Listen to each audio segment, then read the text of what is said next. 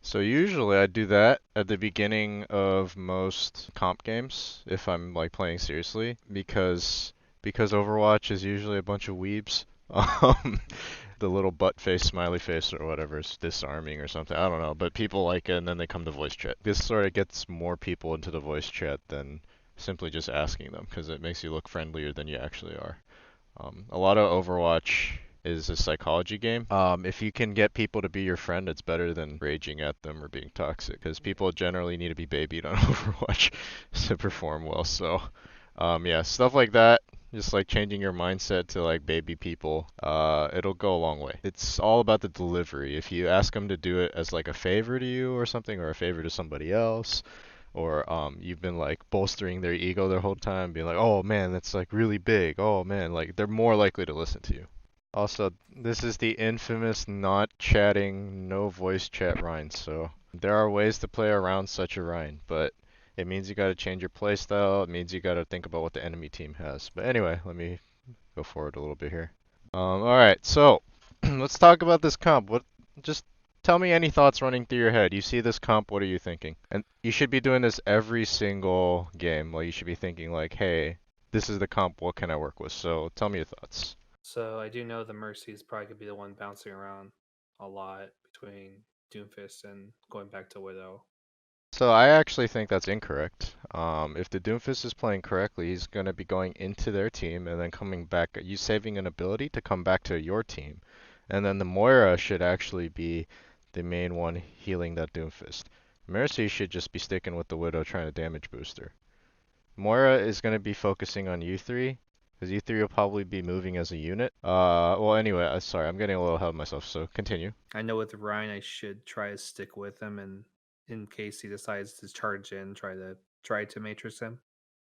Okay, that's a good one scenario. Same with Doomfist, can see so he's an engager as well, but he's a little more hard for me to be able to keep track of sometimes.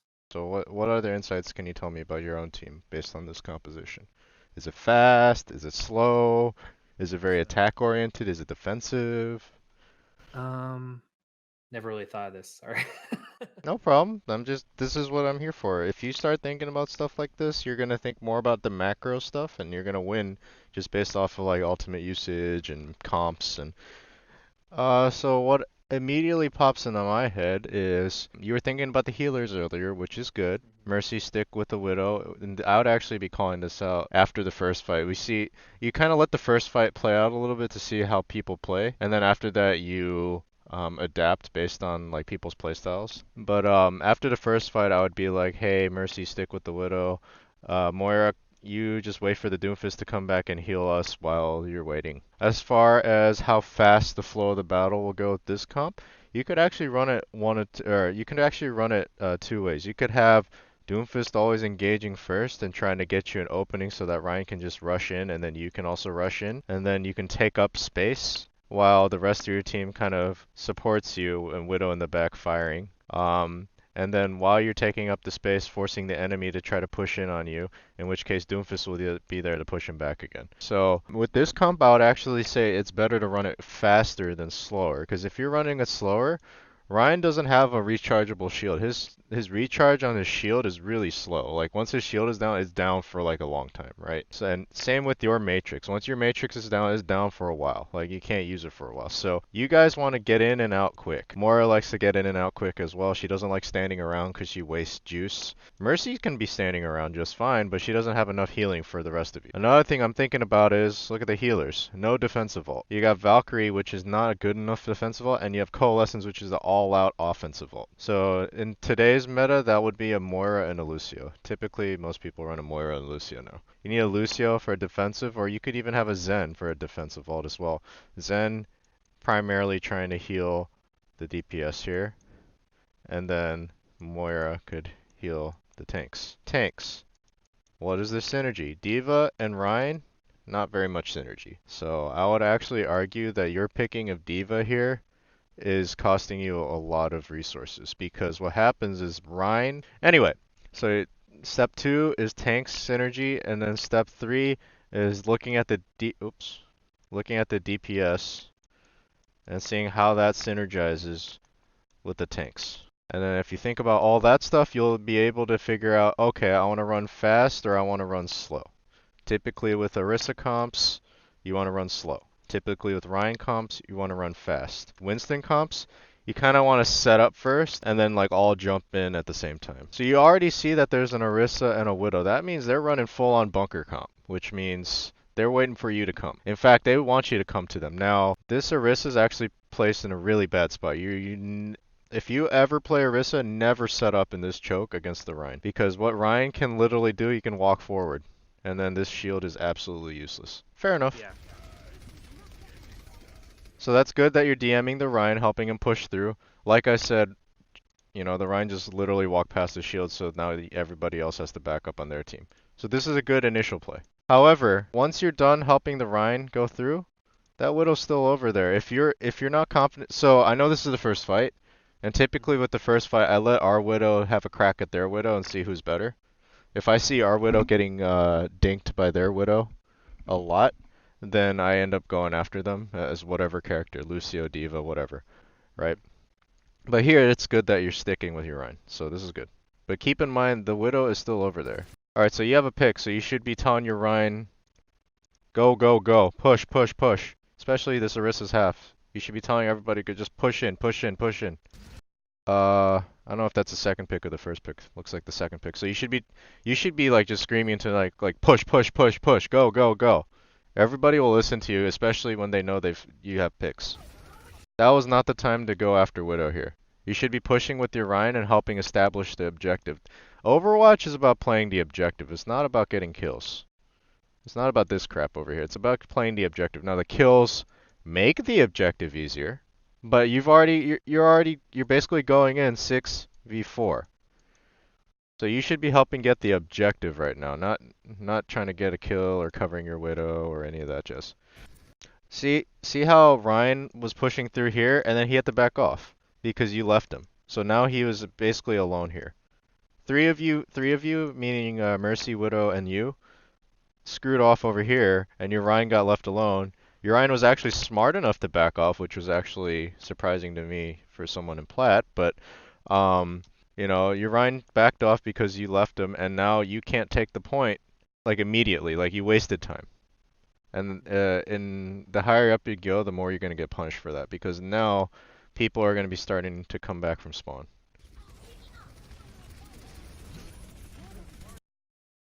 You should never be engaging first as D.Va. You should be letting your main tank go first and then going and helping your main tank.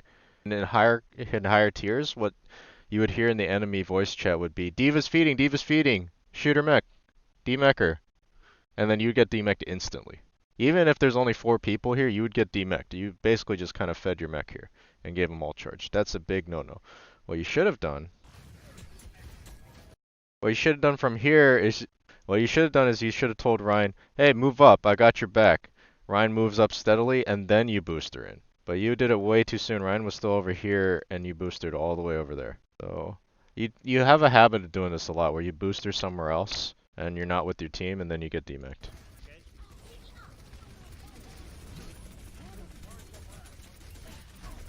Is D.Va's gun effective from this range? No. Okay. So what do you think you should be doing right now? I should have focused on the Orisa next to me. So he's low, right? And he's actually the one that can one-shot a lot of your team if he's actually really good. So what you should have been doing is you have missiles here. Shoot them. So the thing is, you can DM while you're shooting missiles. So you DM and then you shoot your missiles and then he's probably dead and you wouldn't be using your left click and wasting a lot of time. And he actually survives here because you wasted so much time.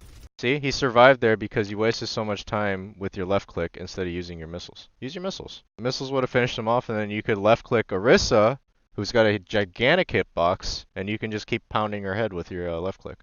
Which you end up doing, but you do it too late. You could have easily killed the Hanzo, and then with the other half of your missiles, whipped around and hit Orisa with the other half of your missiles. Is how I would have done that. So, you are up. But there's no reason for you to be boostering into their team like this. This is feeding this dude especially and him alt charge right now. Going after the Hanzo, you're trying to kill him, but at what cost? Look, now your Ryan has to go out of position to save you.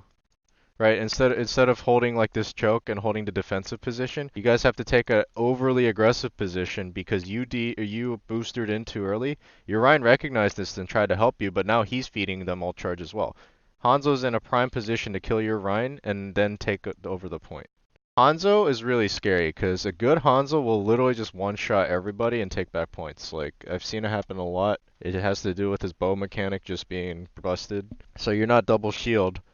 Like, Hanzo can just free fire on everybody, honestly. Like, your Ryan cannot cover everybody, not like Sigma can. Now, you guys were lucky here. If the other team had been more prepared, the Hanzo would have probably fired his Dragon Strike early and told everybody to push up on you. The gist of this story is, in this one fight alone, you boosted in way too early. And your Rhine had to keep catching up to you to try to make up for your over-aggression. And it's feeding them a ton of ult charge. You were later on you ask like where did the hog get so much ult charge from? A lot of it was actually from you. You need to watch it. It's D.Va. You can't treat your mech like it's a second life. You have to treat it like it's your first life, and if you get out of mech, you failed. Like, that's you dead. Like here, if you're gonna give that much ult charge to the enemy, that Hanzo should have died. You should have done everything you could to kill that Hanzo, because what else is their team gonna do, right? Their team can't really push in if the Hanzo is dead.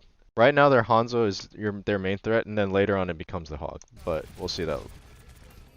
This is fine. This is good. This kind of defensive retreat is good because once again, you are playing the objective. Right now, you guys are capturing the point. You should get 3 people on the point rather than 2 so that they can't come take it back for the last segment of the point. But this is fine. Holding this choke right here. You should also be constant, if you're good enough with your camera management, you should be constantly flicking up to that window up there. There's a window up there to see if like Hanzo will peek out of that or if somebody else will peek out of that, like a Widow or something.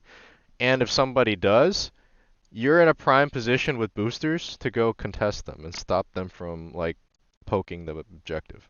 Right now, all Ryan has to do, and this is something you can call out in your comms too. You can just say like Ryan just hold the choke, and Ryan just has to put his square shield right there, and he can even use the corner for some cover here. And yeah, they can't get through.